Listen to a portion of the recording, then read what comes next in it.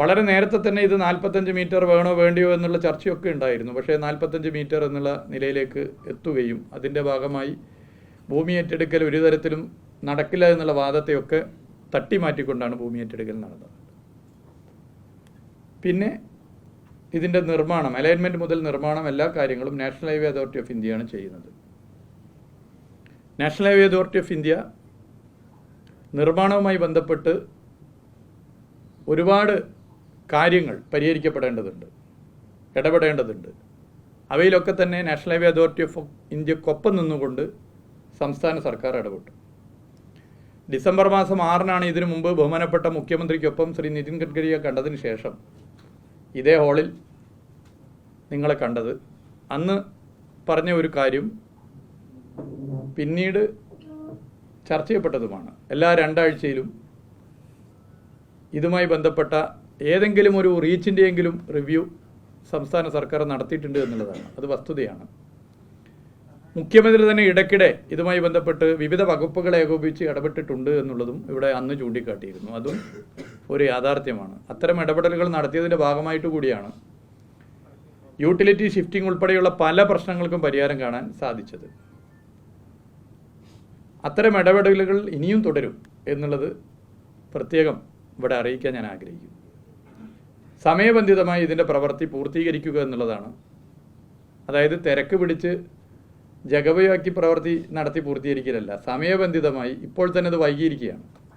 സമയബന്ധിതമായി ഇതിൻ്റെ പ്രവൃത്തി പൂർത്തീകരിക്കുക എന്നുള്ളതാണ് നാടാകെ ആഗ്രഹിക്കുന്നത്, എല്ലാ മനുഷ്യരും ആഗ്രഹിക്കുന്നത് അതാണ്.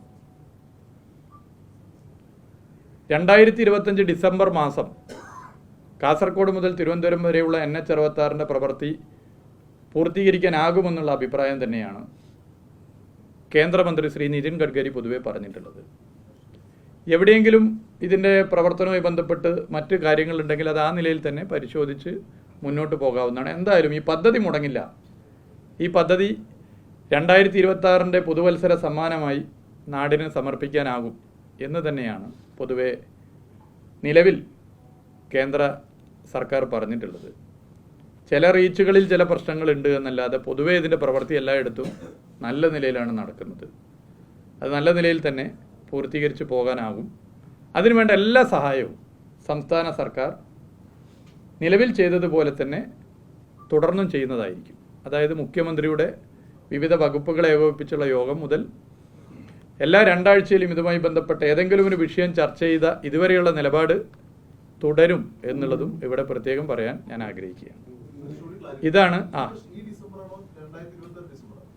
അത് മുമ്പ് എന്തായിരുന്നു പറഞ്ഞ്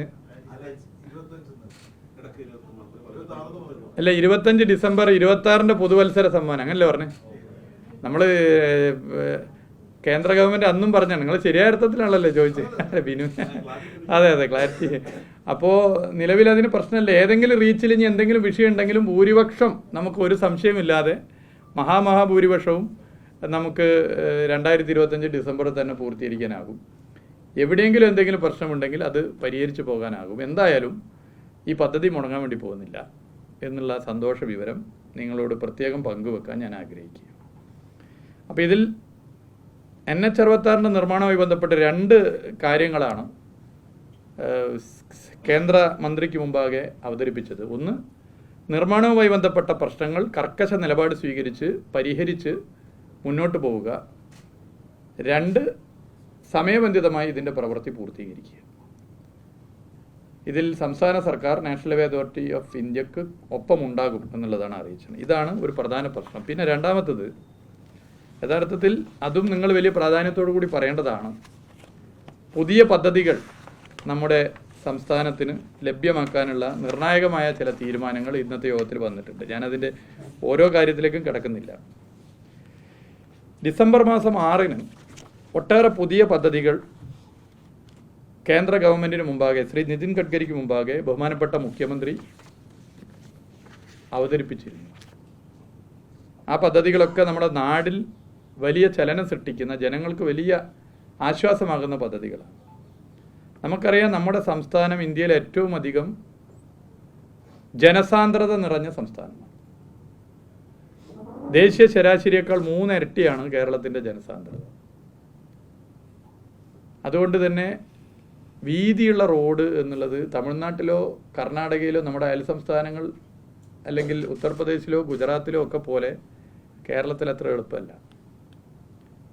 എന്നാൽ കേരളത്തിൻ്റെ പ്രത്യേകത ഗ്രാമങ്ങളിൽ ഉൾപ്പെടെ ഇടവഴികളെ റോഡുകൾ ടാർ ചെയ്തിട്ടുണ്ട്. അത് ജനകീയാസൂത്രണ പ്രസ്ഥാനം വന്നതിൻ്റെ ഭാഗമാണ്, അധികാര വികേന്ദ്രീകരണം വന്നതിൻ്റെ ഭാഗമാണ്. അത് മറ്റ് സംസ്ഥാനങ്ങളിൽ നമുക്ക് കാണാൻ വേണ്ടി പറ്റില്ല. നിങ്ങളിപ്പോൾ പല സ്റ്റേറ്റിലും ഈ ദില്ലി കേന്ദ്രീകരിച്ച് മാധ്യമപ്രവർത്തനം നടന്നുകൊണ്ട് യാത്ര ചെയ്യുന്നവരായതുകൊണ്ട് നിങ്ങൾക്കറിയാം. നമ്മൾ മറ്റേത് സ്റ്റേറ്റിൽ പോയാലും, ഇപ്പോൾ യുവജന സംഘടനാ പ്രവർത്തനത്തിൻ്റെ ഭാഗമായി പല സ്റ്റേറ്റുകളിൽ പോയപ്പോഴും ശ്രദ്ധിച്ചൊരു കാര്യം, ചെറിയ റോഡും പുറത്ത് നല്ല വീതിയുള്ള റോഡൊക്കെ ഉണ്ട്, പക്ഷേ പഞ്ചായത്ത് റോഡുകൾ എന്നൊക്കെ പറഞ്ഞ റോഡാണെന്ന് പറയാൻ വേണ്ടി പറ്റില്ല. പക്ഷേ കേരളത്തെ ആയിരുന്നു വ്യത്യസ്തമാണ്. എന്നാൽ കേരളത്തിൻ്റെ പ്രശ്നം നല്ല വീതിയുള്ള റോഡ് കേരളത്തിൽ അത്ര എളുപ്പമല്ല.